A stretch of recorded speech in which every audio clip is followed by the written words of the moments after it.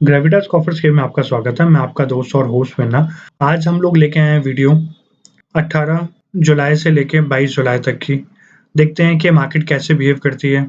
Last week के अंदर हम लोग वीडियो रिलीज़ नहीं कर पाए थे, कुछ प्रॉब्लम की वजह से। लेकिन हाँ, उससे पहले जो हम लोगों ने वीडियो रिलीज़ करी थी, उसके अंदर जो हम लोगों ने टारगेट्स किए थे, वो डेफ़िनेटली सारे अचीव हुए हैं, जैसे एफएमसीजी को लेके, ऑटो को लेके।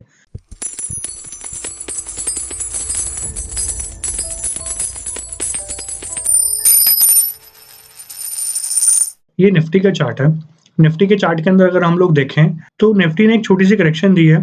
हम लोगों ने ये जो ट्रेंड लाइन ड्रॉ करी थी यहाँ पे, इस ट्रेंड लाइन से वापस टच करके एंड ऊपर निकली है। तो चांसेस यहाँ से बनते हैं, जैसे यूएस मार्केट्स भी फ्राइडे को अच्छी क्लोज़ हुई हैं पॉज़िटिव साइड पे, तो मैं उम्मीद कर सकता हूँ कि यहाँ से मार्केट थोड़ी-सी और ऊपर रहेगी। और अगर हम लोगों ने 16,280-90 वाले लेवल्स क्रॉस करें, तो डेफ़िनेटली हम लोग फिर उसके बाद में 16,800 के लेवल्स देखने वाले हैं मार्केट के अंदर। इतनी जल्दी हम लोगों को कहीं पे कुछ प्रॉब्लम नहीं आएगी, लेकिन हाँ, एक बारी 400 के लेवल 16,400 के लेवल्स पे हम लोग छोटा-मोटा हर्डल फेस करेंगे। वो हर्डल क्रॉस होता है तो फिर हम 800 के लिए ज़रूर निकल जाएँगे निफ्टी के अंदर। तो मेरा सेंटिमेंट अभी तक फ़िलहाल पॉज़िटिव है, अनटिल अनलेस हम लोग इस थर्सडे को जो हमारे पास में लो बना था, उस लो से नीचे ना निकल जाएँ हम लोग। 15,870 के अराउंड से अगर हम लोग नीचे क्लोजिंग नहीं देते, जब तक हम लोगों के पास में कोई डाउनसाइड पे ट्रेंड दिखाई नहीं पड़ता मुझे। जब तक के लिए हम पॉज़िटिव है, बहुत अच्छा कमबैक दिखाया है इसने, निफ्टी ने। सेम ऐसे ही बैंक निफ्टी के साथ में भी है। अगर हम बैंक निफ्टी का चार्ट देखें, तो ये भी एक बहुत क्रूशियल लेवल से, जो 34,659 का है, उस लेवल से ऊपर क्लोज़ हुआ और उसके ऊपर सस्टेन किया, उस लेवल को रिस्पेक्ट किया। तो मुझे चांसेस लगते हैं कि यहाँ से हम लोग और ऊपर निकल जाएँगे। बस एक छोटे-मोटे हर्डल्स जो रहेंगे अभी इसके लिए, हाल-फिलहाल के अंदर, वो 35,100-200 तक के रहेंगे। अगर वो लेवल्स क्रॉस होते हैं, 200 से ऊपर क्रॉस होके 1-2 दिन ये टाइम बिताता है, तभी हम लोग यहाँ से और पॉज़िटिव देखेंगे और पॉज़िटिव बहुत बड़ा देखेंगे। अच्छा पॉज़िटिव मिलने वाला है, मुझे कोई प्रॉब्लम नहीं लगती और काफ़ी अच्छी ऊपर की साइड पे मार्केट निकल जाएगी। अब जो कुछ भी है, बस एक आगे फेड की जो कट आना है कि वो कितना बेसिस पॉइंट अपना बढ़ाएगा, रेट जो हाइक करने वाला है, अब उसके ऊपर सारी चीज़ें डिपेंड करेगी। अगर वो कुछ ज़्यादा वर्स्ट हुआ, उससे पहले हो सकता है कि हम लोग थोड़ा बहुत ऊपर निकल जाएँ और छोटी-मोटी करेक्शन 1 आध दिन की हम लोग उसके बाद में देख लें। बाकी इससे ज़्यादा वर्स्ट कोई और चीज़ नहीं है, क्योंकि अमेरिका ने भी इस अपने इन्फ्लेशन डाटा के अंदर ये कह दिया था कि 1% मतलब जो इनका जो अभी 1 पॉइंट समथिंग बढ़ के आया था इन्फ्लेशन, कि ये पीक हो चुका है। अब नेक्स्ट मंथ के जो भी डेटा आएँगे उसके अंदर आप कम ही देखेंगे। एंड ऑलमोस्ट यूरोप वगैरह के अंदर भी इन्फ्लेशन सेम ही आया है कि ऑलमोस्ट जो पिछले मंथ के अंदर था वही इन्फ्लेशन आया है। और इंडिया के साथ में तो इतने अच्छे लेवल्स हैं कि हम लोगों के पास में जितना पिछले महीने आया था, हम लोग उससे कम आए हैं इस बार। सो हमारे यहाँ पे इन्फ्लेशन कंट्रोल में आ रहा है। हम लोग तो ग्रो करने वाले हैं और साथ-साथ में अमेरिका और इसके अंदर जब पीक हो जाएगी इन्फ्लेशन की, उसके बाद में ये भी ग्रो करेंगे। तो ओवरऑल हम लोगों को उस टाइम पे वो और अच्छी बूस्ट मिल जाएगी। बैंक निफ्टी का भी हम लोगों ने यहाँ पे व्यू देख लिया। जब तक हम लोग 34,500 से नीचे नहीं रहते, जब तक हमें कोई चिंता वाली बात नहीं है, हम लोग ऊपर निकल जाएँगे बैंक निफ्टी के। आईटी, पूरा आईटी सेक्टर है। आईटी सेक्टर ने एक डाउन साइड पे दिखाया है, अभी भी इसके अंदर खतरा टला नहीं है। जिस अकॉर्डिंग क्लोजिंग आई है, कोई बहुत अच्छी क्लोजिंग नहीं कह सकते कि यहाँ से ये ऊपर जाएगा, ये डेफ़िनेटली नहीं कह सकते। हाँ, यहाँ से अभी भी ट्रेंड थोड़ा-सा वीक साइड पे ही दिखाई देता है। अगर फर्दर और डाउन जाता है, तो हम लोगों को 25,500 तक के लेवल्स देखने को मिल सकते हैं डाउन साइड पे आईटी के अंदर। तो इसके अंदर ऑलमोस्ट सारे स्टॉक्स टूटेंगे, खास तौर से टीसीएस, एचसीएल टेक, ये कुछ ज़्यादा वीक दिखाई देते हैं इस पूरे उसके अंदर, पैक के अंदर। और अब हम लोग देख लेते हैं सीएनएक्स एफएमसीजी। सीनेक्स एफएमसीजी के अंदर, इसके अंदर पार्ले आ जाता है, हिंदुस्तान यूनिलीवर आ जाता है, आईटीसी आ जाता है। ये स्टॉक्स आ जाते हैं जिसके लिए हमारी पहले भी रिकमेंडेशन थी, डाबर, मैरिको। तो ये सारे स्टॉक्स ने बहुत अच्छा परफ़ॉर्म करके दिया है। हिंदुस्तान यूनिलीवर ने बहुत अच्छा परफ़ॉर्मेंस दी है और ये अपने हाईज़ को टच करेंगे, थोड़ा बहुत कंसोलिडेट करेंगे यहाँ पे। अब ये एफएमसीजी के अंदर मूवमेंट थोड़े-सा रुकने वाली है। अगर वो मूवमेंट रुकती है तो और यहाँ से आपका 300 से आपके 500 पॉइंट के अंदर एक मूवमेंट रुकेगी एंड फिर उसके बाद में छोटा-मोटा कुछ करेक्शन देंगे, जैसे हमें ऑटो सेक्टर ने दिया था। फिर उसके बाद में वापस चलने परफ़ॉर्म करने लग जाएँगे अगर इन्होंने ये लेवल क्रॉस कर दिया तो 42,000 का, और फिर उसके बाद में बहुत अच्छी आउट परफ़ॉर्मेंस देखने को मिलेगी, क्योंकि ये ब्लू स्काई टेरिटरी में निकल जाएँगे। बहुत अच्छी परफ़ॉर्मेंस देखने को मिलेंगी आगे आने वाले टाइम में। सीएनएक्स ऑटो देख लेते हैं हम लोग, Maruti, Eicher, TVS, Mahindra and Mahindra, TVS, Mahindra and Mahindra अपने लाइफ टाइम हाईज़ के ऊपर हैं। जैसा इंडेक्स परफ़ॉर्म कर रहा है उस अकॉर्डिंग वो उससे ज़्यादा अच्छे परफ़ॉर्म करके दिखा रहे हैं ऑटो इंडेक्स के अंदर। बहुत अच्छी रैली देखने को मिल रही है इन दोनों स्टॉक्स के अंदर और आगे फर्दर और अच्छे हायर टारगेट्स निकल रहे हैं। बस जो एक छोटा-सा परफ़ॉर्म नहीं कर रहा वो आपका हीरो परफ़ॉर्म नहीं कर रहा है इस पूरे इंडस्ट्री के अंदर। बाकी मारुति के अंदर भी ठीक-ठाक से नंबर्स दिख रहे हैं। आइशर मोटर के अंदर भी अच्छे खासे नंबर्स दिख रहे हैं।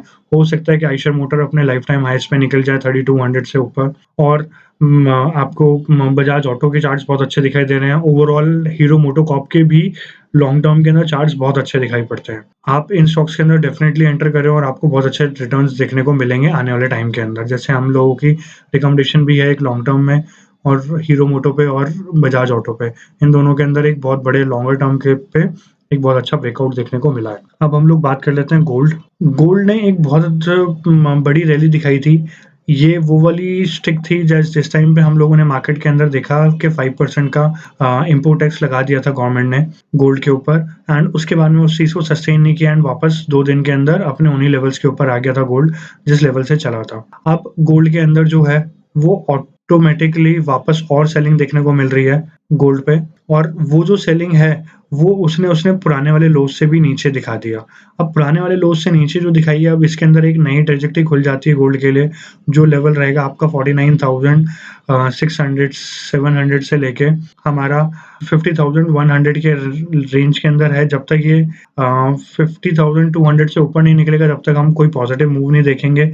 अदरवाइज़ हम लोग 49,500 तक के लेवल्स देख सकते हैं, 600 तक के लेवल्स देख सकते हैं डाउन साइड गोल्ड में। सिल्वर के अंदर वीकनेस जो इतनी गहराई चुकी है इसके अंदर कि हाँ, ये एक छोटी-मोटी स्पाइक्स बस ऐसे लगती है कि क्या पता ये भी कुछ छोटा-मोटा ही लेवल्स हैं ऊपर की साइड पर और कुछ ज़्यादा अच्छा हम लोगों को लेवल्स ना दिखा के जाएँ। तो अगर हम लोग इसको जैसे और ज़ूम आउट करके देखते हैं इस चार्ट को, तो अभी तक भी हम लोगों को इसने एक करीब 52 वीक्स लो के ऊपर आ गई है सिल्वर ने और जो लो बनाया उसके बाद में मुझे नहीं लगता कि ये ऊपर जाएगी।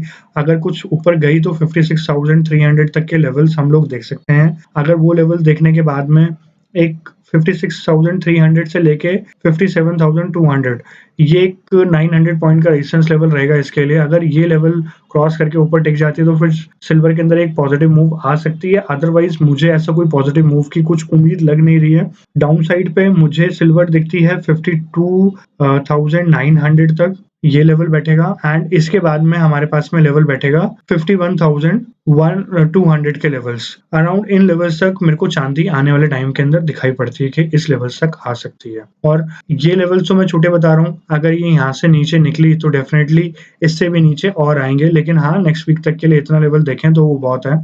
नहीं तो 47,300 तक के भी लेवल्स बनते हैं सिल्वर के। अब हम लोग देख लेते हैं इंटरनेशनल मार्केट्स कैसी दिख रही है। ये डाउ जोन्स का चार्ट है। डाउ जोन्स के चार्ट के अंदर जिस अकॉर्डिंग हम लोग देख पा रहे हैं और हम लोगों ने ये रिट्रेसमेंट डाली हुई थी इसके अंदर, उसके अंदर ये इस लेवल को बड़ा रिस्पेक्ट कर रही है डाउ जोन्स जो है। 30,300 के अराउंड लेवल्स जो हैं इसको बड़ा रिस्पेक्ट कर रही है। नीचे गई लेकिन वापस जल्दी से ही पलटी मार गई। तो ये एक फॉल्स ब्रेकआउट की तरह हम लोगों ने देखा एंड उसके बाद में वापस संभल रही है मार्केट। अब छोटा-सा जो रेजिस्टेंस इसके लिए बन रहा है वो 31,600 तक का बन रहा है। अगर 31,600 से ऊपर निकल जाता है डाउ जोन्स तो फर्दर हम लोगों को एक रैली देखने को मिलेगी और वो रैली रहेगी हमारे पास में 32,800 तक की जो अपसाइड पे रहेगी। लेकिन हाँ, इस रेंज के अंदर 800 से 33,000 तक हम लोग एक रेजिस्टेंस फेस ज़रूर करेंगे डाउ जोन्स। उसके बाद में हमारे पास में ओवरऑल ट्रेंड क्लियर होगा कि हम लोग कहाँ पे जाना है। फिलहाल के लिए पॉजिटिव दिखता है डाउ जोन्स। नैस्डैक देख लेते हैं। नैस्डैक के अंदर भी जैसा हम लोगों ने ये रिट्रेसमेंट ड्रॉ करी थी और इसके अंदर देखें तो 10,900 के लेवल से 996 के लेवल से इससे अप्रॉक्सिमेटली ऊपर ही नैस्डैक जो है वो बिहेव कर रहा है एंड इसको बहुत रिस्पेक्ट दे रहा है। इससे ऊपर निकला 1-2 बारी और इस लेवल को चेक किया फिर वापस ऊपर निकला एंड इसको रिस्पेक्ट देने के बाद में ये सिर्फ एक रेंज के अंदर चला गया जो है इसका 10,000 मतलब अप्रॉक्सिमेटली 11,000 से 11,700। जैसे 11,700 पार करेगा ये अपसाइड पे तो इसके अंदर एक बहुत अच्छी रैली देखने को मिलेगी हम लोगों को और वो रैली हो सकता है कि हमें 12,300 तक ले जाए एंड 12,300 के लेवल्स देखने के बाद में हम लोग एक बहुत अच्छी रैली ऊपर की साइड पे देखेंगे। वो डिसाइसिव मोमेंट होगा कि हाँ, हम और कितना ऊपर जाने हैं। लेकिन फिलहाल यहाँ से मेरे को करीब 900 पॉइंट की और मूवमेंट दिखाई पड़ती है अगर हम लोग 11,900 700 क्रॉस करते हैं और मोस्ट प्रॉब्ली इस बार ही हम 11,700 क्रॉस ज़रूर कर जाएँगे। तो ये था ओवरऑल हमारा व्यू। अब हम उम्मीद करते हैं कि आपको ये चीज़ समझ में आई हो। आप बने रहिए, देखते रहिए हमारे साथ में और अपने फ्रेंड्स को रिकमेंड कीजिए। आप देख सकते हैं, बाकी हम लोग कुछ और शायद छोटा-मोटा एक्सपेरिमेंट करके देखें कि आपको कुछ डेज़ वाइज़ भी कुछ छोटे-मोटे कॉल्स रिकमेंड करके और तभी के तभी अपलोड करें। बीटा वीडियोज़ हम लोग शायद अपलोड करें। तो देखते हैं वो वाला एक्सपेरिमेंट आप कैसा प्यार देते हैं उसके ऊपर, कितने लाइक्स मिलते हैं या फिर कैसे कितने व्यूज़ मिलते हैं। Signing off, vena.